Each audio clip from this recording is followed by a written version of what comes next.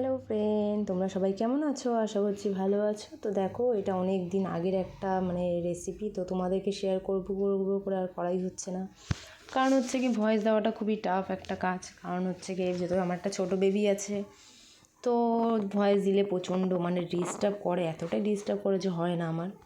এটা বলতে অনেকটাই দেরি হয়ে গেল। যাই হোক, তো হোলির দিনকে দেখো একটা ভাবলাম যে কী রান্না করা যায়, তো মাটন রান্না করেছিলাম, তাই ভাবলাম তোমাদের সঙ্গে একটু শেয়ার করি। তো দেখো, এখানে 1 কেজি 1.5 কেজি মতন মাটন আছে, তো সেটাকে আগে ভালো করে ওয়াশ করে নিয়েছি। তারপরে এখানে কেটে রাখা আলুগুলো ভেজে নিচ্ছি। আর মটন কষা একটু অন্যরকম না হলে হয় না। তো দেখো, মটন কষার জন্য সব কিছু মোটামুটি রেডি করে নিয়েছি ফার্স্টেই। এখানে আছে দেখো গোটা গরম মশলা, আর আছে হচ্ছে জিরের গুঁড়ো, ধনের গুঁড়ো, লঙ্কার গুঁড়ো, কাশ্মীরি লঙ্কার গুঁড়ো, হলুদ গুঁড়ো। তো অ্যাকচুয়ালি সব জিনিস গুছিয়ে নিলে বেশ রান্না করতেও সুবিধা হয়। তো তোমাদেরকে দেখো, মশলা দেখাতে দেখাতে এদিকে আমার আলু ভাজা হয়ে গেছে। তো আলুগুলোকে এবার আস্তে আস্তে আমি তুলে নেব। আর ফোড়নে দেবো হচ্ছে গিয়ে যে গোটা মশলাগুলো তোমাদের দেখলাম, সেগুলো দেবো। আর সাথে 2টো তেজপাতা দিলাম। এবারে অ্যাড করে দেবো হচ্ছে গিয়ে যে পেঁয়াজটা বেটে রেখেছিলাম, সেই পেঁয়াজটাকে অ্যাড করে দেবো। মশলাগুলো একটু ভাজা ভাজা হয়ে গেলে তারপরে পেঁয়াজটা অ্যাড করে পেঁয়াজগুলো একটু ভাজা ভাজা করে দেবো, পেঁয়াজের পেস্টটা। তারপরে ভাজা ভাজা করার পরে এর মধ্যে অ্যাড করব আদা বাটা, রসুন বাটা। আদা রসুন বাটাটা অ্যাড করার পরে ভালো করে একটু কাঁচা গন্ধটা চলে যাওয়া পর্যন্ত কষিয়ে নেব। তারপরে যে গুঁড়ো মশলাগুলো দেখিয়েছিলাম সেগুলো অ্যাড করলাম।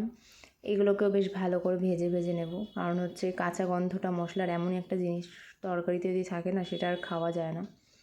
তারপরে ওগুলোকে কষানোর পর দিয়ে দিলাম সস দিয়ে একটু নাড়িয়ে নেব। সসটাকে পুরো একদম মিক্সড করে নেবো ওটার সঙ্গে। তারপরে অ্যাড করব হচ্ছে গিয়ে পোস্ত, কাজু বাদাম, আর হচ্ছে গিয়ে চালমগজ বাটা অ্যাড করে দিলাম। মটনের রেসিপি বলে কথা, মটন মানেই তো এগুলো একটু দিতেই হবে। আর এগুলো অ্যাড না করলে যাই বলো, এগুলো অ্যাড করলে একটু ভালো লাগে খেতে। তারপরে দিয়ে দিচ্ছি হচ্ছে গিয়ে টক দইটাকে মিক্সচার মেশিনে একটু ফেটিয়ে নিয়েছিলাম। তারপরে অ্যাড করে দিলাম টক দই দেওয়ার পরে এবার একটু ভালো করে মশলাটাকে কষিয়ে নেব, যতক্ষণ না তেলটা ছাড়ছে না। তেলটা ছেড়ে দিয়েছে, দেখো সাইড দিয়ে দেখতেই পাচ্ছ। তারপর অ্যাড করে দিচ্ছি নুন অ্যাড করার পর একটু নুনটাকে ভালো করে নাড়িয়ে কষিয়ে নিয়েছি। সাইড দিয়ে দেখতে পাচ্ছ ভালোই তেল ছেড়ে দিয়েছে। তারপর অ্যাড করছি এবার আস্তে আস্তে মটনগুলো। তো মটন তো জানোই অনেকটা সময় লাগে কষাতে। তো বাঙালি তো জানোই মাছে ভাতে, বাঙালির যদি মটন হয় তাহলে তো আর কোনো কথাই নেই। তো এদিকে দেখো মটনটা কষানো আমি স্টার্ট করে দিয়েছি। আর মটন কষাতে অনেকটাই সময় লাগে।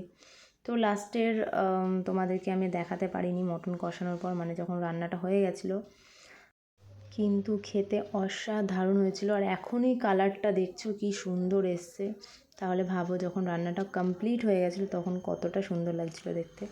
তো যাই হোক, এদিকে মাংসটা প্রায় অনেকটা কষানো হয়ে গেছে। তারপর অ্যাড করে দিচ্ছি আলুটাকে। আর মটন মানেই তো কুকারে অবশ্যই দিতে হবে, কারণ হচ্ছে আমি মনে করি মটন যদি কুকারে না দেওয়া হয় না, সেই ব্যাপারটা থাকে না। কুকার ছাড়া তো মটন বানানোই যায়, বাট তার জন্য একটু পেঁপে হলে বেশি ভালো হয়। তো আমার বর যাই হোক প্রত্যেকবারই পেঁপে আনতে ভুলে যায়, তাই জন্য আমি এর মধ্যে গরম জল অ্যাড করে দিয়েছি মাংসটা কষানোর পরে। তো এটা একটু কিছুক্ষণ ফুটে যাবে, তারপরে হলো আজকের রেসিপিটা।